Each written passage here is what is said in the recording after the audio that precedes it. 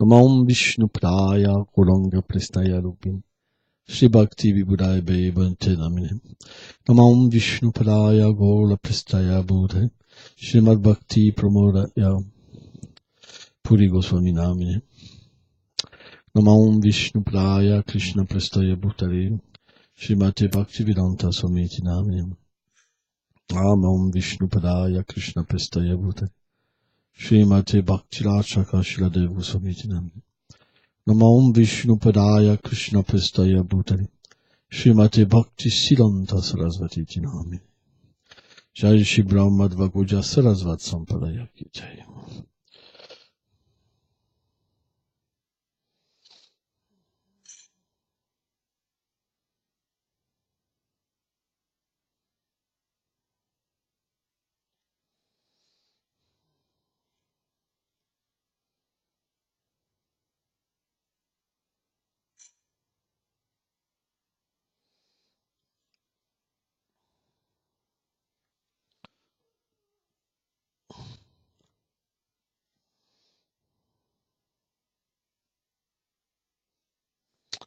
Ok. Donc on va lire un verset de la Srimad Bhagavad Gita, chapitre 7, le verset 2. Gyanam te amsha vigyanam idam bhakshamas sheshatam Jagjadam neha bhujamnyat yatavyam havashishate. Je dois te révéler pleinement cette connaissance, ainsi que le processus pour la réaliser. Quand tu sauras cela, il ne te restera plus rien à connaître dans ce monde. Commentaire. Selon Srila Vishwanath Thakur, dans ce verset, le Seigneur traite du développement de l'amour de Dieu. Il se développe en 9 phases. Shraddha, la foi. Sadhu Sangha, l'association avec les saints. Bhajana Kriya, le fait de prendre refuge d'un maître spirituel authentique et d'accomplir l'adoration du Seigneur sous sa direction. Anartha Nivritti, la purification des choses indésirables dans le cœur.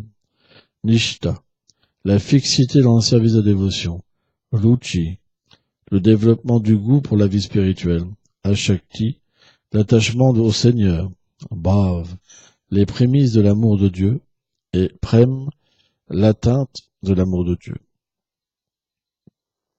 Jusqu'à ce qu'une personne atteigne Ashakti, l'attachement au Seigneur. La connaissance qui est réalisée dans les stades inférieurs et en relation avec sa puissance et son opulence. Il n'y a donc pas d'intimité révélée. Les sentiments qui sont connus vis-à-vis du Seigneur sont la crainte et la vénération. Cette connaissance de Dieu est appelée dans ce verset Gyan. Plus tard, lorsqu'un dévot atteint le stade d'Ashakti, il peut réaliser la douceur de Krishna, qui est supérieure à ses aspects d'opulence et de puissance. Cette connaissance supérieure est alors désignée dans ce verset par le nom de Vigyan. Lorsqu'une personne comprend ce développement de l'amour, sa connaissance englobe toute chose, que ce soit l'aspect impersonnel de Dieu ou Paramatma.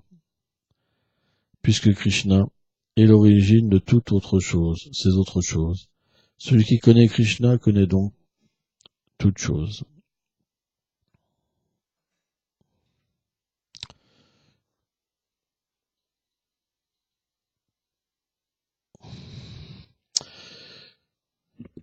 Donc on va expliquer plus simplement les choses. La connaissance, elle est de 2 sortes. Elle peut être spirituelle ou matérielle.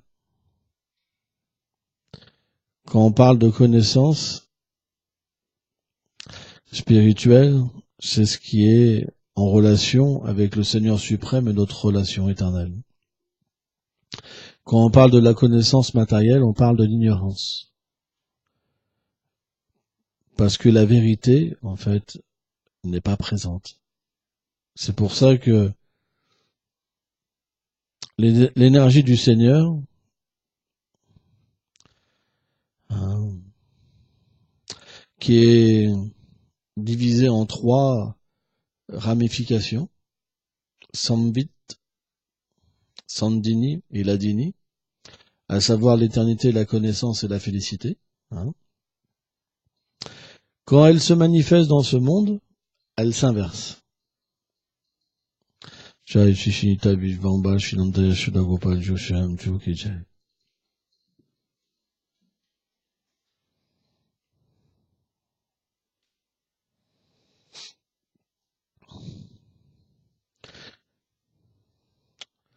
Donc cette même énergie qui existe dans le Seigneur suprême, qui manifeste sa demeure, quand elle devient inversée, elle manifeste la demeure matérielle. Et la demeure matérielle, l'éternité, ça devient la naissance et la mort. La connaissance transcendantale, ça devient la connaissance matérielle. Et la félicité, ça devient la concupiscence. Ça s'inverse. C'est pour ça que dans ce monde, la connaissance n'a pas lieu. Par exemple, si on regarde les écoles, qu'est-ce qu'ils apprennent? Tout sauf la vérité. Ça veut dire que on apprend à être dans l'ignorance. Et après, une fois que tu es parfait dans l'ignorance, tu as un diplôme. Diplôme 5, diplôme 7. Ça veut dire que plus tu es élevé, plus tu es dans l'ignorance. Vous comprenez ce principe? Alors que la vie spirituelle, c'est différent. Là, par exemple, on parle de différents degrés d'éveil spirituel. Par exemple, on a parlé de Shraddha, la foi.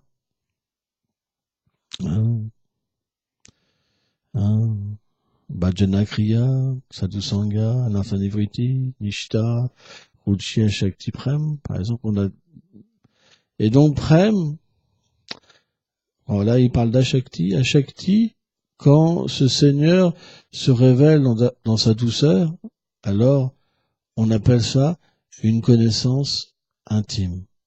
Et avant, quand on sort de l'ignorance matérielle et que le Seigneur commence à se révéler à nous, on perçoit les opulences.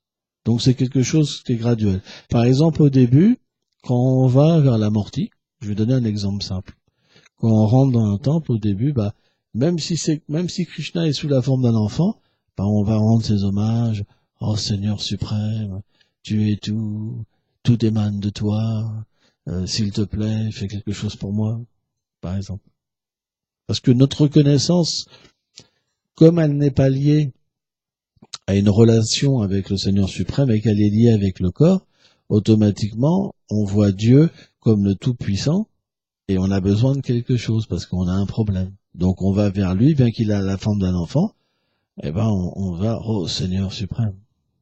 Par exemple, quand Brahma, il a subtilisé tous les pâtres et toutes les vaches de Krishna, à un moment, quand il est venu à Vrindavan, parce qu'il n'arrivait pas à comprendre cet aspect du Seigneur. Parce que Brahma, lui, sa relation qu'il a, c'est avec le Tout-Puissant. Donc quand il a vu Krishna, qui mangeait même de la main gauche, parce que c'est interdit, c'est la main où on se nettoie pour l'eau toilette, il mangeait de la main gauche, il voyait même ses amis qui croquaient dans leur prachat qu'ils lui mettaient dans la bouche, et donc il s'est dit, oulala, ça c'est pas Dieu, c'est pas possible. Et donc il a volé les vaches et les veaux pour tester Krishna. Donc on connaît l'histoire. Brahma est revenu, Krishna avait pris la forme des veaux et des vaches et des pâtres, et il était complètement sidéré. Il dit, mais je suis Brahma, je suis le créateur. Tous les jours je crée. Pendant la nuit, presque toutes les planètes en fait sont détruites et tous les matins je crée. Il dit, je sais bien ce que je fais quand même. J'ai pris ces pâtres, j'ai pris ces vaches. Il est revenu à la caverne et en fait quand il a pris les associés du Seigneur, c'était pas des associés du Seigneur, c'était une forme maya, illusoire qu'il a pris. Comme quand Ravan il a pris Sita en fait. Et là, il est revenu, et il a vu toujours Krishna. Et Krishna, on sait ce qu'il a fait.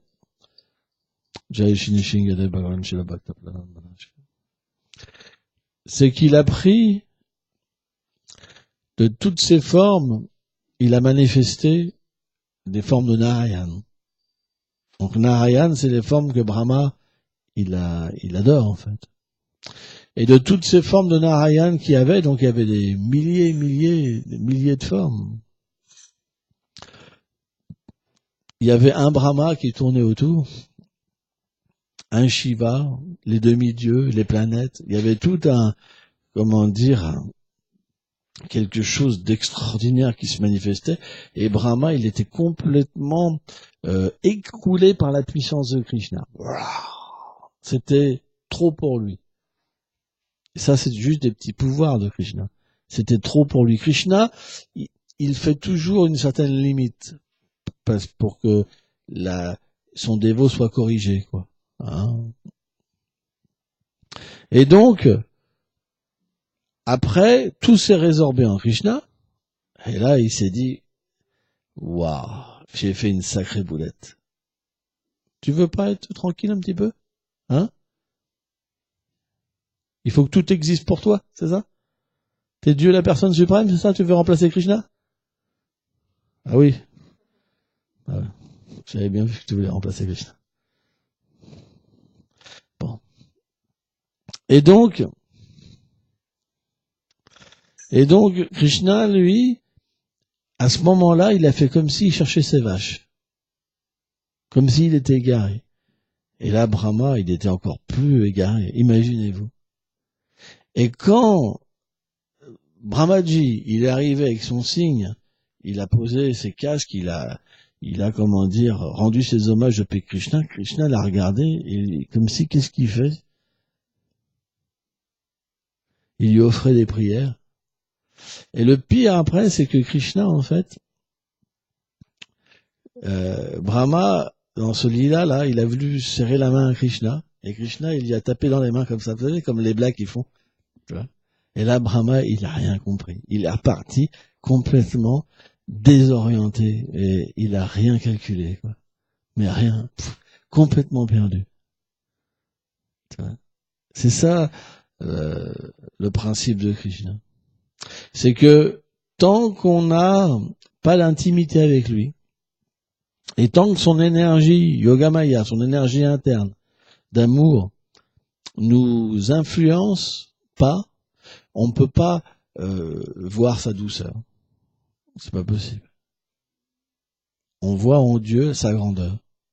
C'est pour ça que la majorité des gens, quand pour eux, Dieu, il est grand, il est limité, mais Bhaktivinoda Thakur, il dit, c'est pas le plus grand émerveillement.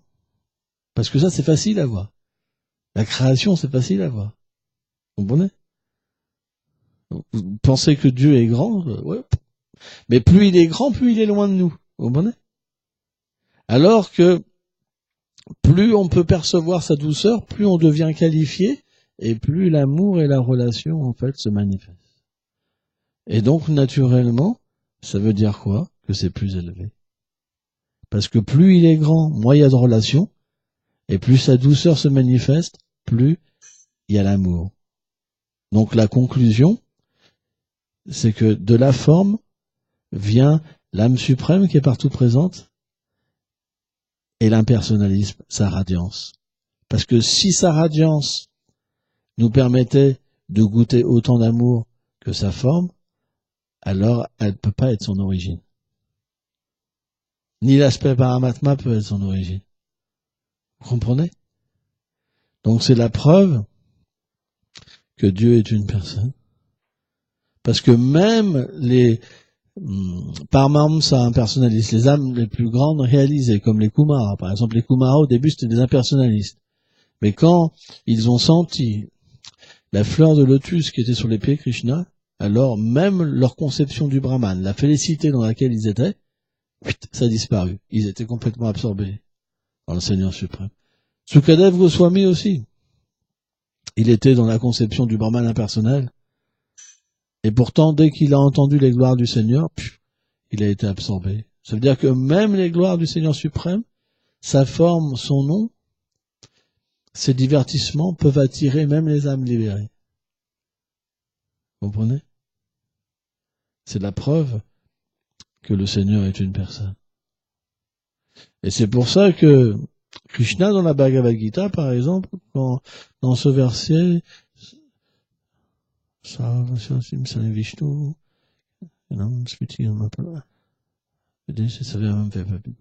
Krishna dit, le but des Védas, c'est de me connaître. Donc en premier, la grandeur. Et plus il y a la grandeur, plus c'est impersonnel. Et après, graduellement, l'être vivant, il peut comprendre que Dieu est une personne. Et automatiquement, il y a un aspect de grandeur, mais il y a un aspect aussi de service. Vous comprenez? Et plus ce service se fait intime, et plus la grandeur diminue. Donc c'est pour ça que le Seigneur suprême, il n'a pas qu'une forme aussi. Bien qu'il soit un, il a différentes formes, où il y a différentes graduations de sa douceur et de son opulence dans ses formes. Par exemple, Krishna, c'est que la douceur à Vrindavan. Mais dès qu'il quitte Vrindavan, alors l'opulence commence à apparaître. Par exemple, à Dwarka, il a un prince. Il a un arc. Il a des flèches. À Ayodhya, il est le Ramachandra, par exemple. Après, il est Narayan, Dieu, la personne suprême. Après, Karunadakashe Vishnu, il est celui qui crée tous les univers. Vous comprenez? Mais finalement, si vous approchez celui qui crée tous les univers, déjà, vous pourriez même pas le voir tellement il est grand, parce qu'un univers, ça émane des pores de sa peau. Imaginez-vous. Donc, c'est même pas possible de le voir. Quand Brahma, dans chaque univers, le Seigneur se manifeste en tant que Garbhoksha et Vishnu, et il remplit la moitié de l'univers, qui est comme une bulle énorme, inconcevable, de la transpiration de son corps. Et il s'allonge dessus sur ses chats. Et quand Brahma se manifeste du lotus, il peut même pas le voir, Brahma. Tellement qu'il est, il est immense. Il peut même pas le voir. Il a cherché partout. De qui il venait, il pouvait pas le voir. Vous vous rendez compte? Donc, on pourrait même pas le voir. Donc, c'est pour ça que les gens, ils disent Dieu est illimité, grand, on peut pas le décrire. Bien sûr qu'on peut le décrire. Parce que c'est ça le pouvoir de Dieu. C'est que l'illimité aussi peut se mettre au niveau de sa création. Sans ça, il serait pas illimité. On aurait un pouvoir plus grand que lui. On peut nous se mettre, comment dire, en relation avec des gens plus petits, avec des animaux qui ont moins de conscience, par exemple. Même avec des plantes. Par exemple, les gens comprennent que les plantes, c'est des êtres, parce que quand ils mettent une certaine musique, les plantes s'embellissent, une autre musique, par exemple. Quand elle leur parle bien, elle pousse bien. Ils ont même vu que l'eau, en fait, selon la musique qu'elle entend, que l'eau est vivante. Donc ils découvrent petit à petit que la vie est partout. Donc si nous, on peut relationner avec la vie, que dire du Seigneur suprême? Parce qu'il est tout puissant. C'est pour ça. Il dit, Yada Yada Idalmasya, il vient dans ce monde matériel. C'est juste des gens sans conscience qui peuvent pas comprendre que le Tout-Puissant peut venir dans ce monde. C'est absurde. C'est absurde. Vous comprenez? Pourquoi il crée des êtres? Juste, on sait même pas pourquoi. Il est idiot, ce gars-là. Tu comprends? Il est vraiment idiot. Vous créez des enfants et après, vous les éduquez, vous leur donnez à manger, vous pouvez être attaché à eux, les aimer, mais lui, il crée, ça sert à rien. C'est comme un excrément. Après, il faut tirer la chasse et c'est oublié. C'est le gros idiot. Dieu, c'est le gros idiot, tu sais. Il crée, il sait même pas pourquoi, tu sais. Ça sert à rien, tu sais. Personne n'a de relation avec lui. De toute façon, ça sert à rien de croire à un gars comme ça sert à rien. C'est un gros nul. Vous comprenez? C'est ça, hein. Vous comprenez? Ça n'a pas de sens. Ça veut dire quoi? Que Dieu, il a une relation avec nous éternelle. Mais c'est nous qui avons désiré la couper, se couper de lui. Mais on peut aussi, naturellement, revenir à lui. Donc pourquoi il vient dans ce monde? C'est pour nous faire voir, hey, j'existe et je vous ai pas oublié.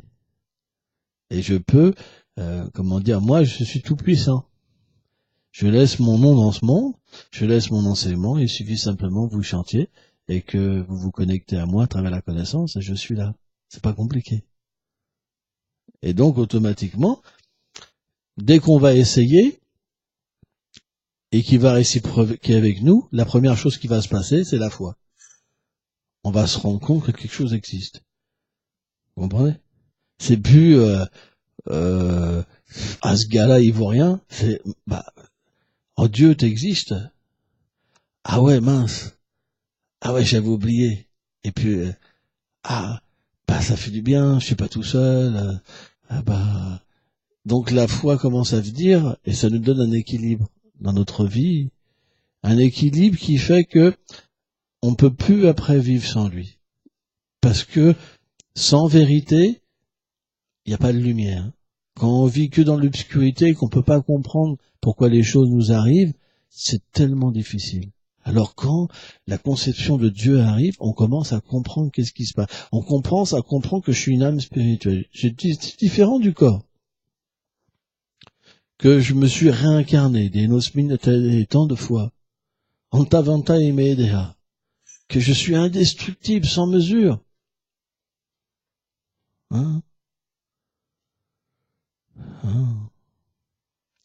Et donc, naturellement, avec cette conception-là, on va pouvoir comprendre et aller vers Dieu. J'ai rien à voir avec ce monde. J'ai créé mon environnement qui est finalement mon désir. Et je me retrouve dans cette situation-là. Et comment faire? Comment faire? Alors, naturellement, qu'est-ce qui se passe? Le Seigneur est dans le cœur. Et la première chose qu'il envoie comme aide, c'est ses dévots. On obtient l'association des dévots. Et par cette association-là, on comprend comment s'engager, engager notre vie dans un service pratique envers Dieu, comment se relier avec lui, comment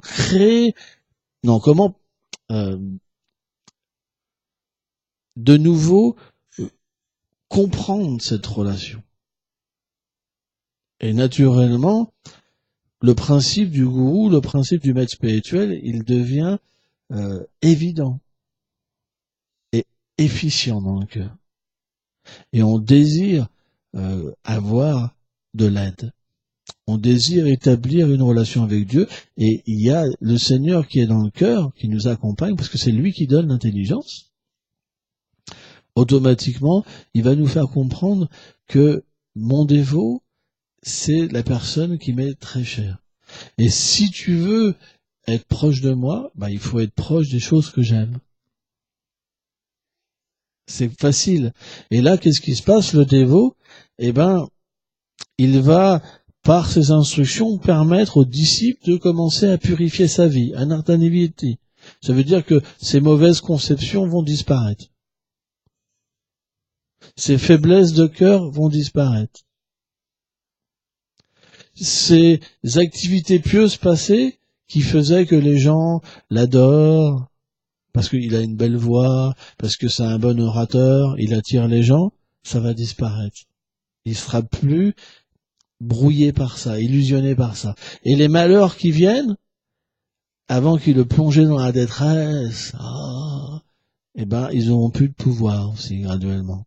Donc il se retrouve dans une situation où il peut graduellement méditer, prendre conscience de Dieu, prendre conscience de sa réalité, et puis être emporté.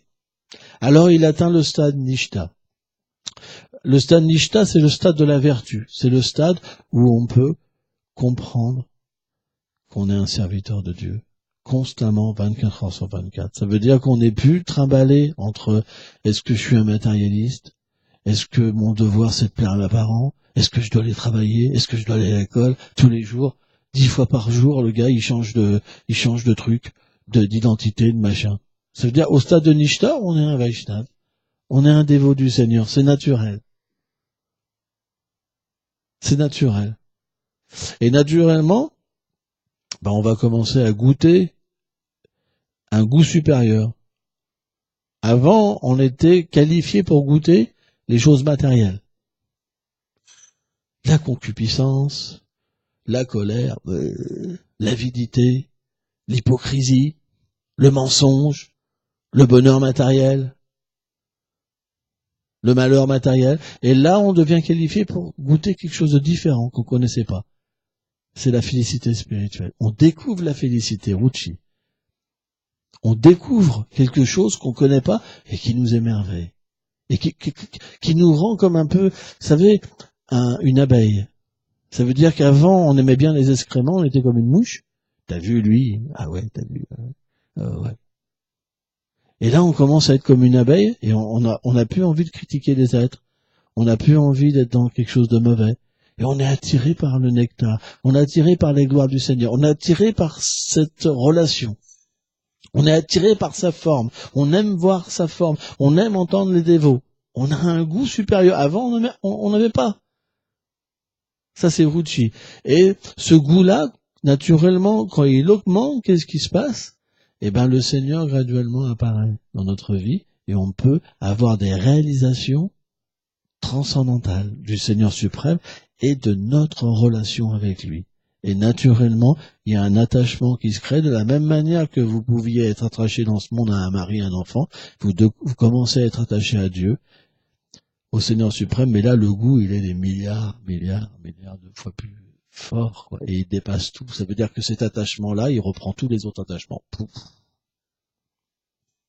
Et là, à ce moment-là, la douceur se manifeste. Ça veut dire qu'on peut véritablement goûter quelque chose qui est tellement merveilleux. Parce que toutes les choses qu'on connaissait dans ce monde existent dans sa réalité à Vrindavan. Et là, on commence à voir les échanges, à goûter les échanges qui se passent dans ce monde, à voir les choses dans ce monde. Mais on n'y participe pas encore.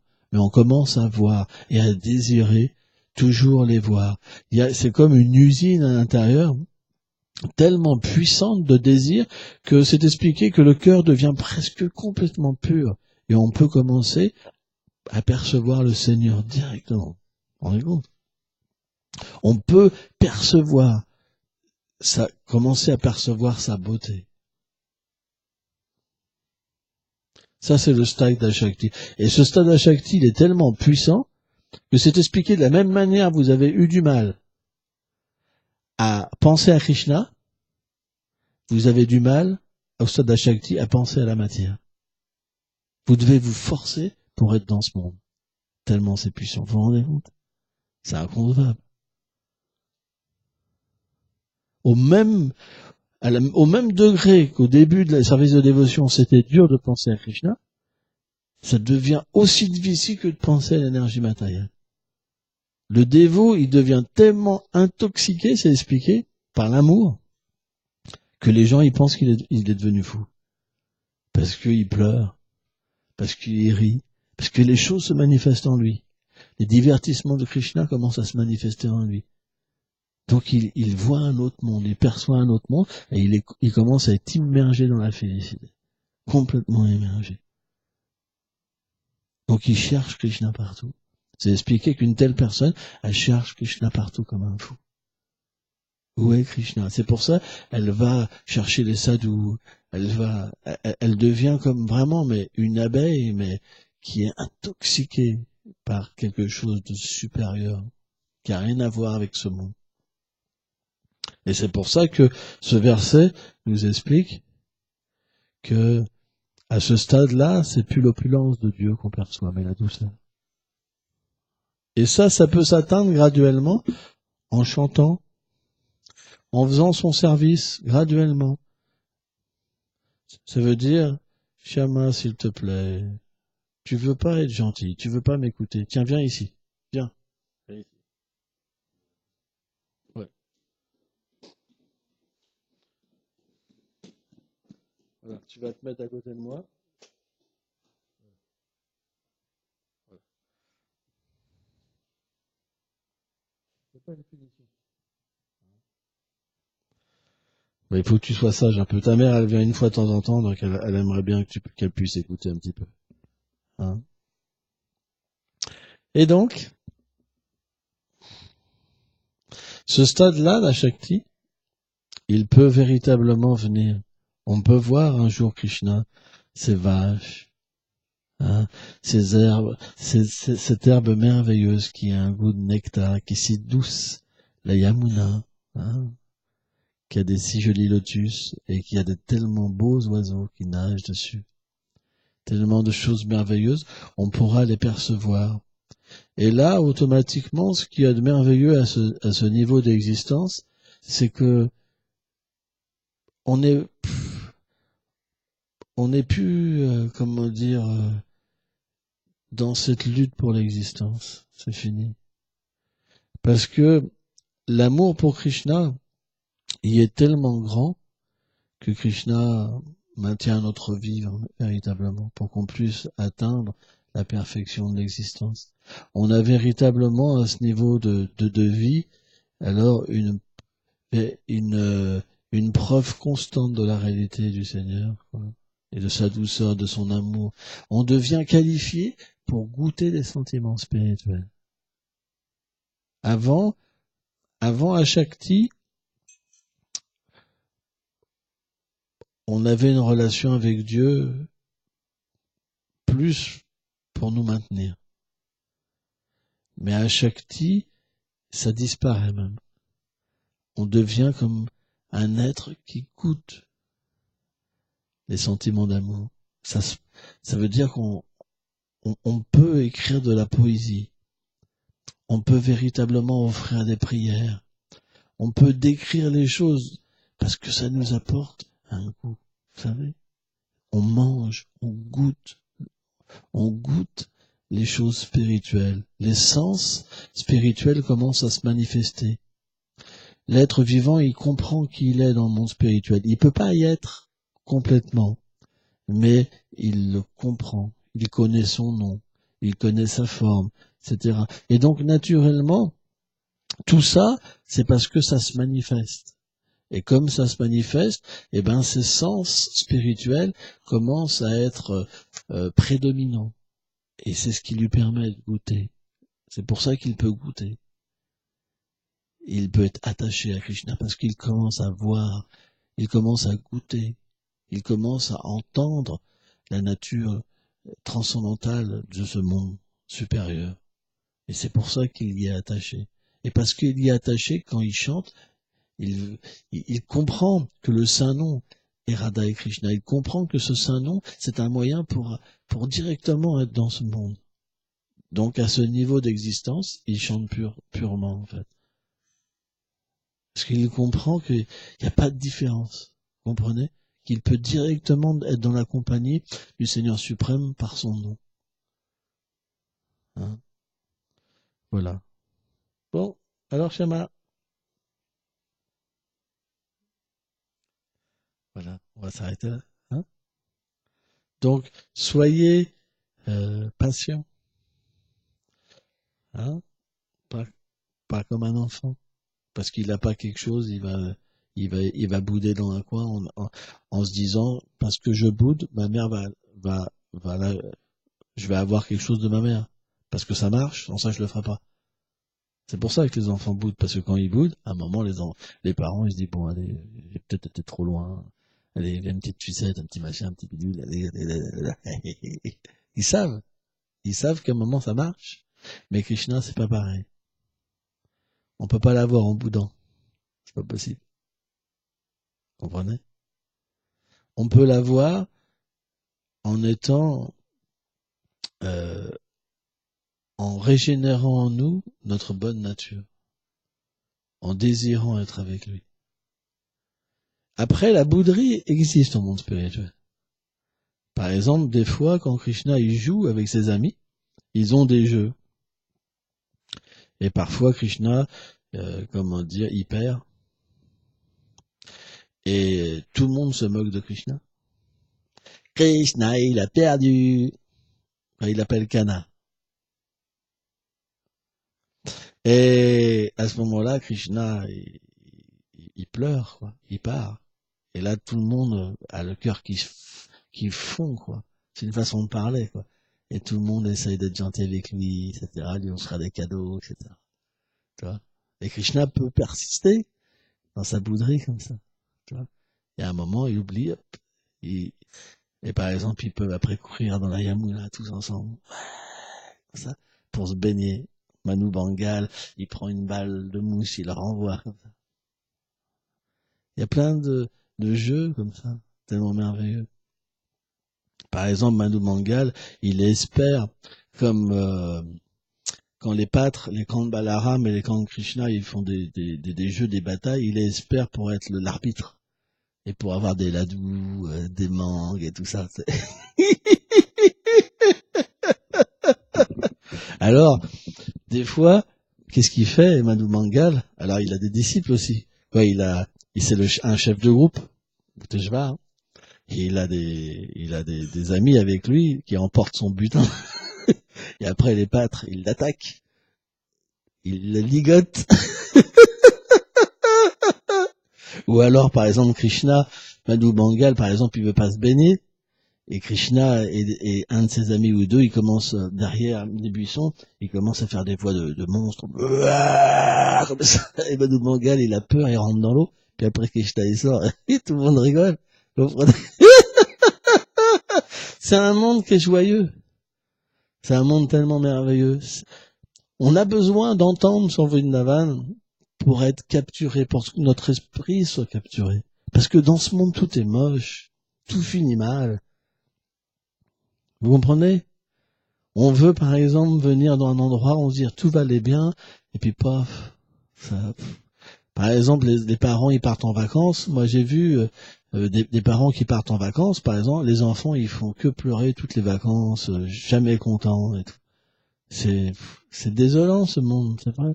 On fait tellement de sacrifices pour les enfants, et finalement, les enfants, ils sont jamais contents. Ils peuvent pas être satisfaits, parce qu'on est fait pour un monde merveilleux. On peut pas être satisfait. C'est pour ça qu'ils boudent. C'est pour ça qu'ils sont frustrés. Parce que ils sont dans un monde où les gens sont trop petits. Les gens ne peuvent pas leur donner la satisfaction. Dans le monde de Krishna, il n'y a pas ces scènes-là. On peut pas être comme ça. C'est pas possible. Parce que tout est fascinant. Tout est extase. Quand on danse pendant des heures, on peut même pas comprendre ce qu'est la fatigue. La fatigue n'existe pas. Si elle se manifeste, c'est juste pour que Krishna, il puisse agir différemment.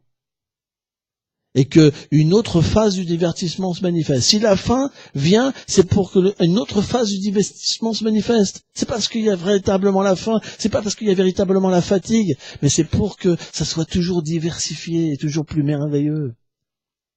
Comprenez? Donc Krishna devient fatigué, on le masse. Ça peut être des endroits, des moments où Krishna est absorbé en Radharani, complètement Radharani. Krishna peut prendre le teint doré et avoir tellement d'émotions. Un serviteur peut, à ce moment-là, masser ses pieds et ressentir l'union de Radha et Krishna en lui-même. C'est un monde illimité en extase. Illimité. C'est pour ça ils sont frustrés. C'est pour ça on est frustrés. Parce que tant qu'on n'aura pas au moins ce niveau d'Ashakti, on goûtera pas cette douceur. C'est comme un fruit merveilleux, mais qui dure tout le temps. Et que votre faim et votre goût pour le déguster, il est éternel et toujours croissant. C'est pas matériel. Matériel, vous avez un fruit, il est bon, à un moment vous êtes repu, et quand on vous donne encore plus, à un moment ça vous écœure, vous avez envie de vomir. Et après, vous aurez un mauvais souvenir. En plus. Alors que le monde spirituel, c'est complètement différent. C'est pour ça, c'est notre seule chance de pouvoir aller au-delà de tout ça. On n'a pas une autre chance. Et pour ça, il faut une bonne attitude. On doit avoir une bonne attitude. Et avoir, comme dans ce divertissement avec Mahashoda qui essayait d'attacher Krishna, avoir cette compréhension que seul Krishna peut se révéler. On peut pas le forcer. Et on doit avoir une constance. une détermination d'atteindre ce but. Et même si ça vient pas, on doit être déterminé. C'est à ce moment-là que Krishna vient. Parce que si on est déterminé, mais quand ça vient pas, on est déçu, Krishna peut pas venir. Mais si on continue, jour après jour, mois après mois, année après année, un jour on atteindra ce stade de l'existence, parce que le cœur se purifiera et Krishna apparaîtra. Alors à partir de là, on comprendra que tous nos efforts ont été couronnés de succès. Merci beaucoup.